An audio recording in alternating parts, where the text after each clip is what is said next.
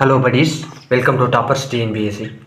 இந்த வீடியோவில் 12th ஸ்டாண்டர்டில் இந்திய தேசியத்தின் எழுச்சி அப்படிங்கிற பாடப்பகுதியிலேருந்து ஒன்லைனர் தான் பார்க்க போகிறோம். வாங்க இந்த வீடியோக்குள்ளே போகலாம். முதல் கேள்வி, காந்தி தென்னாப்பிரிக்காவிலிருந்து இந்தியா திரும்பிய ஆண்டு 1915 ஜனவரி 9 ஞாபகம் வச்சுங்க. இந்த நாளில் தான் நம்ம பாரதிய திவாஸாக கொண்டாடுறோம், அதாவது வெளிநாடுகள் இந்தியர் தினமாக கொண்டாடுறோம். 2, தேசியம் என்பது என்னன்னு பார்த்தோம்னா ஒரு நாட்டிற்கு விசுவாசமாகவும் பக்தியோடும் இருத்தல் என பொருள். 2, அது தனது நாட்டை ஏனைய நாடுகளை காட்டிலும் உயர்வான இடத்தில் வைத்து பார்த்து அல்லது ஏனைய நாடுகளுக்கு போட்டியாக தனது நாட்டின் பண்பாடு மற்றும் விருப்பங்களின் வளர்ச்சியில் சிறப்பு கவனம் செலுத்தும் ஒரு தேசிய உணர்வு அல்லது மனப்போக்கு ஆகும் அப்படிங்கிறது இதற்கான சரியான விடை. 3, இண்டிகோ கழகம் நடைபெற்ற ஆண்டு வடக்கு வங்காளம் 1859 1860 இது நடைபெற்றிருக்கு.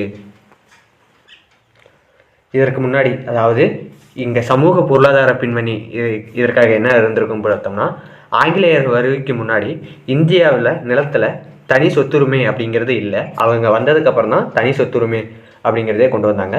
2, கிழக்கிந்திய கம்பெனியின் நில நிர்வாக கொள்கையினால் ஏற்பட்ட பாதிப்பினால தான், அதாவது நிலத்தை விற்பனை பொருளாக்கியது, வேளாண்மையை வணிகமயமாக்கியது ஆகியதுனால தான் இண்டிகோ கழகம் வெடித்ததுன்னு சொல்லலாம். இண்டிகோ அப்படிங்கிறது ஒரு பயிர், அது ஒரு வாணிப பயிர். அதை விவசாயிகளை கட்டாயப்படுத்துறதுனால இந்த இண்டிகோ கழகம் வெடித்தது. 4, 1919 இந்திய தேசிய இயக்கத்திற்கு தலைமையேற்றவர். 1919 இந்திய தேசிய இயக்கத்திற்கு தலைமையேற்றவர் மோகன்தாஸ் கரம்சந்த் காந்தி. இந்திய தேசிய இயக்கம் இருக்குன்னு தனியாக காந்திய காலகட்டம் அப்படின்னு ஒன்று இருக்குது. அடுத்தது 1770 முதல் 1900 ஆண்டுகளுக்கு இடைப்பட்ட காலப்பகுதியில் பஞ்சத்தின் காரணமாக எத்தனை மில்லியன் மக்கள் உயிர் இழந்ததாக மதிப்பிடப்பட்டுள்ளது அப்படின்னு பார்த்தோம்னா 25 மில்லியன் மக்கள். அதாவது 1 மில்லியன் அப்படின்னா 10 லட்சம், 10 லட்சம் 25 மில்லியன் அப்படின்னா அது 2,50,00,000 மக்கள் இறந்திருக்காங்க. அடுத்தது 1793 1900 வரையிலான காலப்பகுதியில் உலகில் பல்வேறு பகுதியில் நடைபெற்ற போர்களில் மரணமடைந்தோரின் எண்ணிக்கை 5 மில்லியன். அடுத்தது 7, 1891 1900 வரையிலும் 10 ஆண்டுகளில் பஞ்சத்தினால் மட்டுமே 19 மில்லியன் மக்கள் உயிரிழந்ததாக குறிப்பிடப்பட்டுள்ள மெட்ராஸ் டைம்ஸ் பத்திரிகையின் ஆசிரியர் அப்படின்னு பார்த்தோம்னா அது வில்லியம் டிக்வை. 8, 1866 ஒரிசா பஞ்சத்தின் போது 1.5 மில்லியன் மக்கள், ஞாபகம் வச்சுங்க, 1.5 மில்லியன் மக்கள் பட்டினிக்கு பலியான நிலையில் ஆங்கிலேயர் எத்தனை மில்லியன் பவுண்ட் அரிசியை இங்கிலாந்திற்கு ஏற்றுமதி செய்தனர் அப்படின்னு பார்த்தோம்னா அது 20 மில்லியன் மக்கள். 20 மில்லியன் டன் அரிசியை இங்கிலாந்திற்கு ஏற்றுமதி செஞ்சுருக்காங்க. 9, ஒரிசா பஞ்சத்தின் தூண்டுதலின் காரணமாக இந்தியாவின் வறுமை குறித்து தனது வாழ்நாள் முழுவதுமான ஆய்வை தொடங்கியவர் தாதாபாய் நவ்ரோஜி. 10, எந்த காலப்பகுதியில் தொடர்ந்து 2 ஆண்டுகள் பருவமழை பொய்த்து போனதால் மதராஸ் மாகாணத்தில் பெரும் பஞ்சம் ஏற்பட்டது அப்படின்னு பார்த்தோம்னா 1876 1878 வரை. 11, ஒரிசா பஞ்சத்தின் போது பின்பற்றப்பட்ட தலையிடா கொள்கையை பின்பற்றிய அரச பிரதிநிதி யாருன்னா லிட்டன் பிரபு. இதுதான் இம்பார்ட்டன்ட். தலையிடா கொள்கையை ஒரிசா பஞ்சத்தின் போது பின்பற்றியவர் யார் அப்படிங்கிறதா கொஸ்டின், அது லிட்டன் பிரபு. 12, மதராஸ் மாகாணத்தில் எத்தனை மில்லியன் மக்கள் பஞ்சத்திற்கு பலியானதாக மதிப்பிடப்பட்டுள்ளது அப்படின்னு பார்த்தோம்னா அது 5 மில்லியன் மக்கள் மதராஸ் மாகாணத்தில் மட்டும். 13, சிலோன் ஆளுநர் மதராஸ் மாகாண ஆளுநருக்கு எழுதிய கடிதத்தில் பெருந்தோட்டங்களில் வேலை செய்ய கூலிகளை அனுப்பி வைக்க கேட்டுக்கொண்ட ஆண்டு 1815. 14, மதராஸ் மாகாண ஆளுநர்கள் கடிதத்தை மேல் நடவடிக்கைக்காக எந்த மாவட்ட ஆட்சியருக்கு அனுப்பி வைத்தார் அப்படின்னு பார்த்தோம்னா அது தஞ்சாவூர் மாவட்ட ஆட்சியருக்கு. முதல்ல என்னன்னா இலங்கை ஆளுநர் மதராஸ் மாகாணத்திற்கு அனுப்புகிறாரு. இந்த மதராஸ் மாகாண ஆளுநர் தஞ்சாவூர் மாவட்ட ஆட்சியருக்கு அனுப்பி வைக்கிறாரு. அடுத்தது, எந்த ஆண்டு பிரிட்டிஷ் இந்தியாவில் அடிமை முறை ஒழிக்கப்பட்டதால் பேரரசின் காலனிகளுக்கு குடிபெயரும் செயல்பாடுகள் ஊக்கம் பெற்றன அப்படின்னு பார்த்தோம்னா 43 அடிமை முறை ஒழிக்கப்பட்டதால். 16 தமிழ்நாட்டிலிருந்து குடிபெயர்ந்து இலங்கை காப்பி தோட்டங்களில் வேலை செய்த தொழிலாளர்களின் எண்ணிக்கை 1837 10,000 இருந்திருக்கு. 1846 80,000 இருந்திருக்கு. 1855 1,28,000 இருந்திருக்கு. 1877 3,80,000 அதிகரிச்சிருக்கு. 17 எந்த ஆண்டு மொரீஷியஸில் 30,218 ஆண்களும் 4,307 பெண்களும் குடியேறதாக அரசு அறிவித்தது அப்படின்னு பார்த்தோம்னா அது 1843. 18 நூற்றாண்டின் இறுதியில் எத்தனை தொழிலாளர்கள் இந்தியாவிலிருந்து மொரீஷியஸ் சென்றனர் அப்படின்னு பார்த்தோம்னா அது 5 லட்சம். 19 இந்திய கவுன்சில் ஆங்கில கல்வி சட்டத்தை இயற்றிய ஆண்டு 1835. 20 இந்தியாவில் அறிமுகம் செய்ய வேண்டிய ஆங்கில கல்வி முறையை வடிவமைத்தவர் டிபி மெக்காலே. 21 பம்பாய், சென்னை, கல்கத்தா ஆகிய இடங்களில் பல்கலைக்கழகங்கள் நிறுவப்பட்ட ஆண்டு 1857. 22 1834 முதல் 1838 வரை கவர்னர் ஜெனரலின் ஆலோசனை குழுவில் முதல் சட்ட உறுப்பினராக அங்கம் வகித்தவர் டிபி மெக்காலே. கவர்னர் ஜெனரல் ஆலோசனை குழுவில் அங்கம் வகித்திருக்காரு. எப்படின்னு பார்த்தோம்னா 34 to 38 1834 38 வரைக்கும். 23 மெக்காலே இந்தியாவிற்கு வருவதற்கு முன்பாக பொது கல்விக்கான பொதுக்குழு உருவாக்கப்பட்ட ஆண்டு 1823. பொதுக்கல்விக்கான பொதுக்குழு உருவாக்கப்பட்ட ஆண்டு 1823. 24 கல்வி தொடர்பாகவும் எம்மொழியில் கல்வி கற்பிக்கப்பட வேண்டும் என்பதும் குறித்தும் கிழக்கிந்திய கம்பெனிகளுக்கு வழிகாட்டுவதுதான் பொதுக்குழுவின் பொறுப்பு. 25 கீழ்திசை கல்விக்குழு எந்த மொழியில் கற்பிக்கப்பட வேண்டும் என்ற கருத்தை முன்வைத்தது அப்படின்னா பிராந்திய மொழிகளில். ஆங்கில மரபு குழு மேலை கல்வி எந்த வழியில் கற்பிக்கப்பட வேண்டும் எனும் கருத்தை முன்வைத்தது அப்படின்னு பார்த்தோம்னா அது ஆங்கில மொழி. அதாவது கீழ்திசை குழு பிராந்திய மொழி, அதாவது நம்மளோட ரீஜனல் லாங்குவேஜ், சொந்த லாங்குவேஜில் தாய்மொழியை படிச்சுக்கலாம். ஆனால் ஆங்கில மரபு குழு ஆங்கில மொழியை, அதாவது மேலை கல்வி அப்படின்னு ஒரு தனியாக கொடுத்து கேட்பாங்க, அது ஆங்கில மொழி. 27 மெக்காலே எந்த குழுவின் கருத்துக்கு ஆதரவாக இருந்தால் ஆங்கில மரபு குழு. 28 1835 இந்திய கல்வி குறித்த குறிப்புகள் எனும் குறிப்புகளை வெளியிட்டவர் டிபி மெக்காலே. 29 பம்பாய், சென்னை, கல்கத்தா ஆகிய இடங்களில் பல்கலைக்கழகங்கள் நிறுவப்பட்ட ஆண்டு 1857. 30 இந்திய தண்டனை சட்டம் 1870. இந்திய தண்டனை சட்டம் 1870. இது இந்த பரிசீலனை கேட்க வாய்ப்பு இருக்கு. ஏன்னா ரீசெண்டாக மத்திய அரசு மொத்தம் 3 பில்லு, பாரதிய நியாய சங்கிதா, அப்புறம் சிஆர்பிசி அப்படின்ட்டு சொல்லிட்டு ஒரு 3 பில்லை இன்ட்ரடியூஸ் பண்ணியிருக்காங்க. அது இந்த 3 சட்டத்துக்கு ஹிந்தியில் அது ரீப்ளேஸ் பண்ணியிருக்காங்க. அதற்காக தான் இதை கேட்குறதுக்கு வாய்ப்பு இருக்குது. 31 பிராந்திய மொழி சட்டம் 1878. 32 சையது அகமது கானால் நிறுவ பெற்றது அலிகார் இயக்கம். சையது அகமது கானால் நிறுவப்பட்டது அலிகார் இயக்கம். 33 சீர்திருத்த இயக்கம் என்னென்னு பார்த்தோம்னா பிரம்ம சமாஜம், பிரார்த்தன சமாஜம், அலிகார் இயக்கம், இதெல்லாம் சீர்திருத்த இயக்கம். பிரம்ம சமாஜம் ராஜாராம் மோகன் ராய் 1828 தொடங்கியிருப்பார். பிரார்த்தன சமாஜம் ராத்மாராம் பாண்டுரங் 1867. அலிகார் இயக்கம் சையது அகமது கான் தொடங்கியிருப்பார். அடுத்தது மீட்பு இயக்கங்கள் அப்படின்னா அது ஆரிய சமாஜம், ராமகிருஷ்ண இயக்கம், தியோபந்த் இயக்கங்கள். 35 ராஜாராம் மோகன் ராய் பிரம்ம சமாஜத்தை நிறுவிய ஆண்டு 1828. 36 பிரார்த்தன சமாஜம் நிறுவப்பட்ட ஆண்டு 1867. பார்த்தா ஆரிய சமாஜம் 1875. ஆரிய சமாஜம் சுவாமி தயானந்த சரஸ்வதி.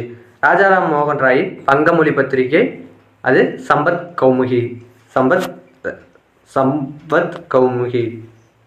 அடுத்தது 39 ராஜாராம் மோகன் ராயின் பாரசீக மொழி பத்திரிகை மிராத் உல் அக்பர். இப்போ இந்த பத்திரிகை கொடுத்துட்டு இதை யார் இயற்றினாங்க அப்படின்னு கேட்க வாய்ப்பு இருக்குது. அதனால் எல்லாத்தையும் படித்து வச்சுங்க. 40 அரேபிய, பாரசீக, சமஸ்கிருத மொழிகளில் இருந்த மத வரலாற்று இலக்கிய நூல்களை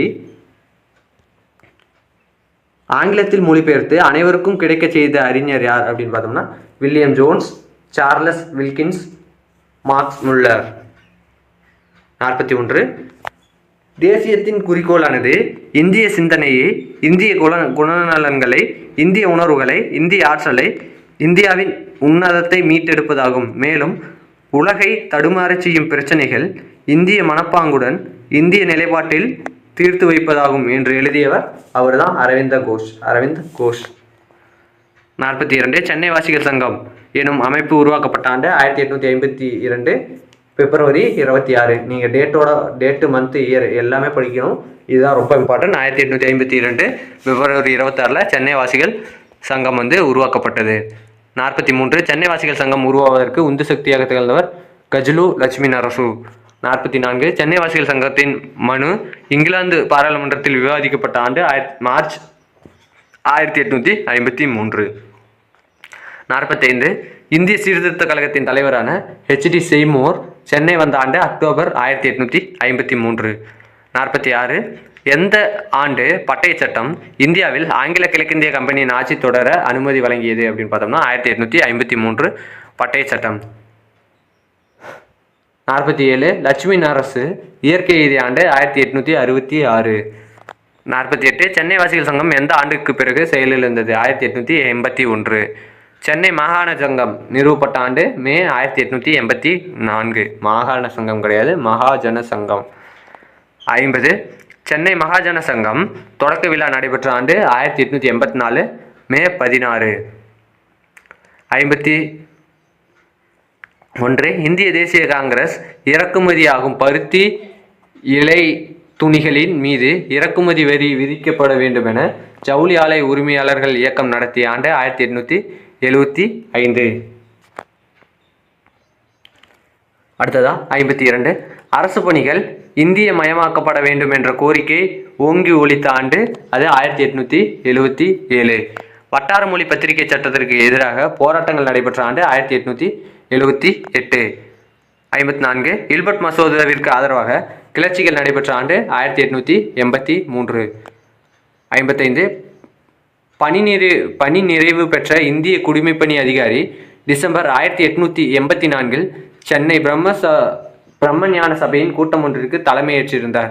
அவர் பேர் தான் ஆலம் ஆக்டாவியன் ஹியூம். 56 இந்திய தேசிய காங்கிரஸ் பம்பாயில் உருவாக்கப்பட்ட ஆண்டு 1885 டிசம்பர் 28. இந்த டிசம்பர் 28 ஞாபகம் வச்சிங்க, ஏன்னா வருடம் இந்த டிசம்பர் 28 தான் அதோட கூட்டம் நடைபெறும். மொத்தம் 3 நாட்கள் நடைபெறும், அதை ஞாபகம் வச்சிங்க. 57 இந்திய தேசிய காங்கிரஸ் முதல் தலைவராக தேர்வு செய்யப்பட்டவர் W.C. பானர்ஜி.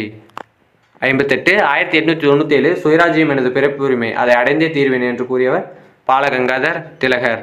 59 ஆங்கிலேயர் மேற்கொள்ளப்பட்ட வங்கப் பிரிவினை இந்தியர்களால் ஆவேசமாக எதிர்க்கப்பட்ட ஆண்டு 1905.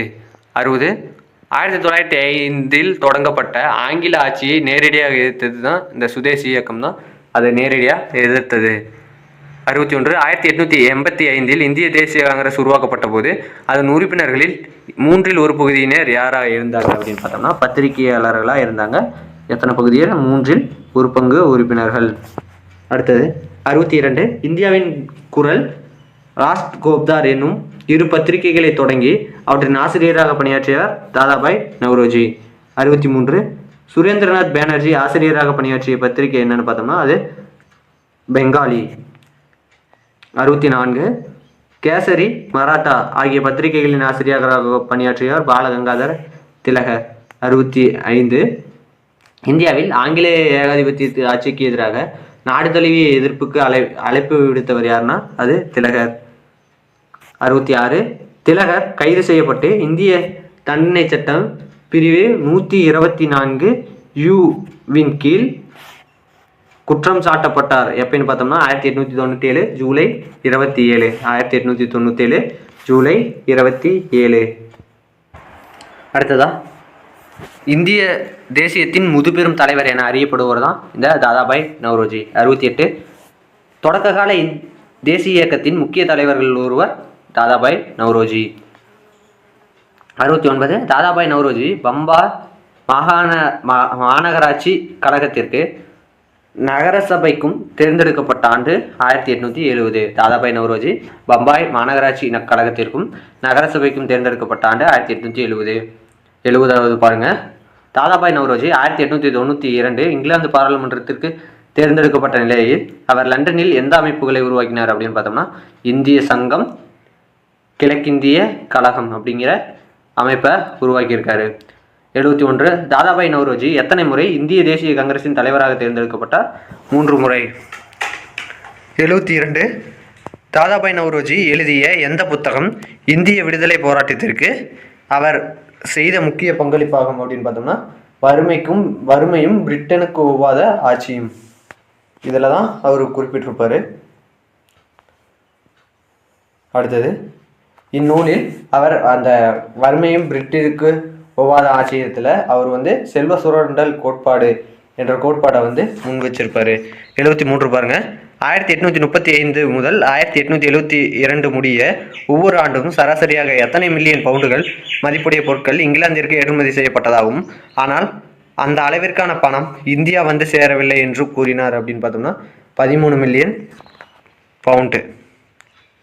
அடுத்தது 74 லண்டனில் வாழும் கம்பெனியின் பங்குதாரர்களுக்கு லாபத்தில் வழங்கப்பட வேண்டிய பங்கு பணி நிறைவு பெற்றுவிட்ட அதிகாரிகளுக்கும் தளபதிக்கும் வழங்க வேண்டிய ஓய்வூதியம் ஆகியவை அனைத்துக்கும் பதிலாகவே அப்பொருட்கள் ஏற்றுமதி செய்யப்பட்டதாக வாதாடினார் யாருன்னு பார்த்தோம்னா அது தாதாபாய் நவ்ரோஜி.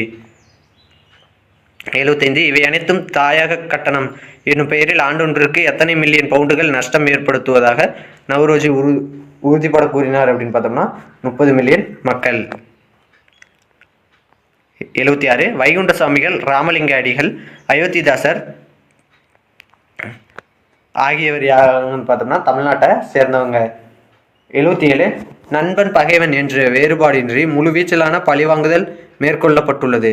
கொள்ளையடிப்பதை பொறுத்தமட்டில் நாம் உண்மையாகவே நாதிர்ஷாவை மிஞ்சிவிட்டோம் என்று கடிதம் எழுதியவர் யாருன்னா எல்பின்ஸ்டன். யாருக்கு எழுதினார் அப்படின்னு பார்த்தோம்னா சர் ஜான் லாரன்ஸுக்கு எழுதியிருக்காரு.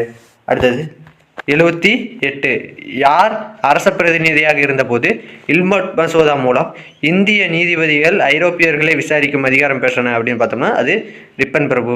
79 இந்தியாவில் கம்பெனியின் ஆட்சி ஒழிக்கப்பட வேண்டும் என்ற கோரிக்கையை கொண்ட 14,000 நபர்களால் கையெழுத்திடப்பட்ட தனது இரண்டாவது மனுவை ஆங்கில பாராளுமன்றத்திற்கு அனுப்பிய அமைப்பு தான் இந்த சென்னை வாசிகள் சங்கம். 80 சென்னை மாகாண சபையை இந்திய தேசிய காங்கிரசுடன் இணைத்த மாநாடு என்னன்னு பார்த்தோம்னா அதுதான் பம்பாய் மாநாடு. சென்னை மகாஜன சபையை இந்திய தேசிய காங்கிரசுடன் இணைத்த மாநாடு தான் பம்பாய் மாநாடு. காங்கிரஸோட முக்கிய கோரிக்கைகள் என்ன அப்படின்னு பார்த்தோம்னா அரசாங்கத்தில் பங்கேற்பதற்காக வாய்ப்புகள் வழங்கப்பட வேண்டும் என்பது இந்திய தேசிய காங்கிரசின் முக்கிய கோரிக்கையாகும். 2 நிலவரி குறைக்கப்பட வேண்டும் எனவும் ஜமீன்தார்களின் சுரண்டலில் இருந்து விவசாயிகள் பாதுகாக்கப்பட வேண்டும் எனவும் காங்கிரஸ் கோரியது. 3 இறக்குமதி செய்யப்படும் பண்டங்களின் மீது அதிக வரி விதிக்கும்படி காங்கிரஸ் பரிந்துரை செய்தது. 4 குடிமைப்பணி தேர்வுகள் இங்கிலாந்திலும் இந்தியாவிலும் ஒரே நேரத்தில் நடத்த வேண்டும் அப்படிங்கிறதையும் கோரியது. 82 தீவிர தேசியவாதிகள் அப்படின்னு யாருன்னு பார்த்தோம்னா பிபின் சந்திரபால், பால கங்காதர திலகர், லாலா லஜபதி ராய். 83 பாருங்க. இந்தியாவில் ஆங்கிலேயரின் ஏகாதிபத்திய ஆட்சிக்கு எதிராக நாடு தழுவிய எதிர்ப்புக்கு திலகர் அழைப்பு விடுத்ததால் கைது செய்யப்பட்ட ஆண்டு என்னன்னு பார்த்தோம்னா ஜூலை 27, 1897. 84 தாதாபாய் நவ்ரோஜி இங்கிலாந்து பாராளுமன்றத்திற்கு தேர்ந்தெடுக்கப்பட்ட ஆண்டு 1892. 85 தேசிய காங்கிரஸ் மாநாடு நடைபெறாத ஆண்டுகள் என்னென்ன அப்படின்னு பார்த்தோம்னா 1930, 1935, 1941, 1945. அடுத்ததா 86 இந்திய தேசிய காங்கிரஸ் சிறப்பு மாநாடு நடைபெற்ற ஆண்டு என்னன்னு பார்த்தோம்னா 1918 பம்பாயிலையும், 1920 கல்கத்தாவிலையும், 1923 டெல்லியிலையும், 1942 பம்பாயிலையும் நடைபெற்றது. 87 ஜோதிராவ் பூலே யாருன்னு பார்த்தோம்னா ஒரு பூனேவில் இருக்கிறவர். அடுத்தது 88 நாராயண குரு கேரளாவை சேர்ந்தவர். ஐயங்காளி அவரும் கேரளாவை சார்ந்தவர். 90 பாலகங்காதர திலகர் அவர் கேசரி அப்படிங்கிற பத்திரிகையை நடத்தியிருக்காரு. அடுத்தது 91 தாதாபாய் நவ்ரோஜி அவர் இந்தியாவின் குரல் அப்படிங்கிற பத்திரிகை நடத்தியிருக்காரு. அடுத்தது மெக்காலே இந்திய கல்வி குறித்த குறிப்புகளை எழுதியிருக்காரு. 93 வில்லியம் டிக்பை மெட்ராஸ் டைம்ஸோட ஆசிரியர். 94 ஆங்கில கல்வி சட்டம் 1835, அடிமை முறை ஒழிப்பு 1843, சென்னை வாசிகள் சங்கம் 1852, இண்டிகோ கழகம் 1859 to 60. சரியான கால வரிசைப்படி தேர்வு செய்ய அப்படின்னு கொடுத்துருக்காங்க. சென்னை வாசிகள் சங்கம் எப்போ? இந்திய சங்கம், கிழக்கிந்திய கழகம், சென்னை மகாஜன சபை இது 1884, 1852. இது அப்படியே வரிசைப்படி அடிச்சுட்டு வந்தீங்கன்னா வரிசைப்படி இருந்தால் இது வரிசையாகவே இருக்குது, அதனால் பொருந்தும். இதை விட இன்னும் கொஸ்டினில் கொடுக்காத எக்ஸ்ட்ரா பாயிண்ட் மட்டும் பார்க்கலாம். தாதாபாய் நவ்ரோஜியை பற்றி ஃபஸ்ட் பார்க்கலாம். தாதாபாய் நவ்ரோஜி 3 முறை இந்திய தேசிய காங்கிரஸோட தலைவராக இருந்திருக்காரு. தாதாபாய் நவ்ரோஜி 3 முறை இந்திய தேசிய காங்கிரஸோட தலைவராக இருந்திருக்காரு. அப்புறம் குடிமை பணி தேர்வுகள் அறிமுகமான போது வயது வரம்பு என்னவா இருந்தது அப்படின்னு பார்த்தோம்னா அது 21 இருந்தது. அதை குடிமை பணி தேர்வில் இந்தியர்கள் வெற்றி பெற்றதனை தொடர்ந்து தேர்வுகளை இந்தியர்கள் எழுத விடாமல் தடுப்பதற்காக ஆங்கில அரசாங்கம் செய்த நடவடிக்கை என்னன்னு பார்த்தோம்னா அந்த பணி தேர்வு வயது வரம்பை 21 19 குறைச்சது தான் அவங்க பண்ணின நடவடிக்கை. தாதாபாய் நவ்ரோஜி இந்திய சங்கம் அப்படிங்கிறத 1865 தொடங்கியிருப்பார். அதுவே கிழக்கிந்திய கழகம் அப்படிங்கிறத 1866 தொடங்கியிருப்பார். இரண்டுமே லண்டனில் தொடங்கப்பட்ட இயக்கம்தான். அடுத்தது சுயராஜ்யம் எனது பிறப்புரிமை, அதை அடைந்தே தீருவேன் அப்படின்னு சொன்னவர் பால கங்காதர் திலகர். அடுத்ததா சுதேசி இயக்கம் எப்போ தொடங்கப்பட்டதுன்னு பார்த்தோம்னா 1905 தொடங்கப்பட்டிருக்கு. இந்திய தேசிய காங்கிரஸோட முதல் தலைவர் யார் அப்படின்னு பார்த்தோம்னா W.C. பானர்ஜி. இல்பர்ட் மசோதாவின் போது இந்திய அரச பிரதிநிதியாக இருந்தவர் யார் அப்படின்னு பார்த்தோம்னா அவர் தான் ரிப்பன் பிரபு. யார்? ரிப்பன் பிரபு. இந்த இல்பர்ட் மசோதாவோட முக்கிய அம்சமே என்னன்னு பார்த்தோம்னா இந்திய நீதிபதிகள் ஐரோப்பியர்களை விசாரிக்கும் அதிகாரம் பெறுதல் தான் இதோட முக்கிய நோக்கம். இந்திய நீதிபதிகள் ஐரோப்பியர்களை விசாரிக்கும் அதிகாரம் பெறுதல் தான் இந்த இல்பர்ட் மசோதாவோட முக்கிய அம்சம். இதோட இந்த வீடியோ முடியுது. இந்த வீடியோ பிடிச்சிருந்தா லைக் பண்ணுங்கள், ஷேர் பண்ணுங்கள், சப்ஸ்கிரைப் பண்ணுங்கள். நன்றி.